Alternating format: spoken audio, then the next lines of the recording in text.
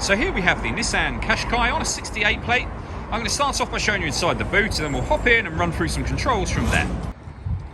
As we approach the back of the car, you can see we have reversing sensors, plenty of boot space as well, along with that 60-40 split folding rear seat should you wish to increase this space even further. Okay, now that we're inside the car, we're going to start with the dials. We have the rev counter on the left-hand side and the speedometer on the right-hand side, along with the fuel gauge.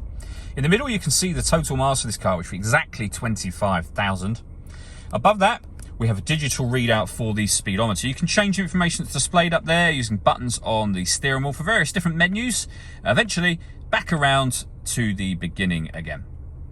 If we back out to the steering wheel, the buttons I was using are just here. We have stereo controls surrounding that. We have cruise control and speed limiter over on the right-hand side, and phone controls as well.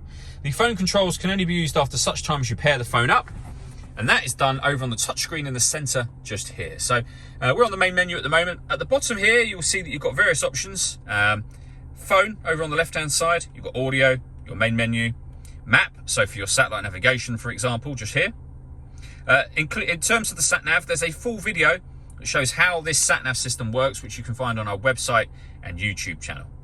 When it comes to music in this car, we've got a number of ways in which we can listen to it. So we have got AM, FM and DAB radio, CD player, USB input, Bluetooth audio so you can stream the music wirelessly, auxiliary input, and then Android Auto just here as well. Included with this car, you also have a 360 parking camera. So if I pop the car into reverse, you'll see on the right hand side we have the reverse camera, and then a bird's eye view image of the car on the left hand side there. And it goes a few steps beyond that. If you press the camera button, you'll get a front facing camera and the bird's eye view, or a front facing camera and the front passenger side wheel. On top of all of that, this car's actually got autonomous parking as well. So it can park itself. It can either bay park or parallel park. Select one of those options and then follow the instructions on screen. Again, we've got videos showing that system working that you'll find on our website and YouTube channel. Working our way down, we have dual zone climate control. So you can adjust the passenger and driver temperature. You can increase or decrease the fan speed. You can determine what direction you'd like the air to be distributed in. This button turns your air conditioning off, back on again, or hit auto. The car will now maintain the temperatures you've asked for by taking full control of the fan speed for you, and you can override that whenever you wish to. Below that, we have a 12-volt charging socket, electronic handbrake with auto hold function, and a 6-speed manual gearbox.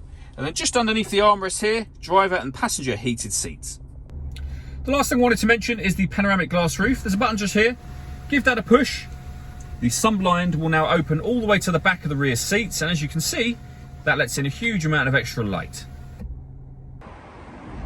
All that leaves me to say is thank you for taking the time to watch this video. If you'd like to come and see the car in person and have a test drive, please feel free to call any of our MJA sites. We'd love to hear from you soon.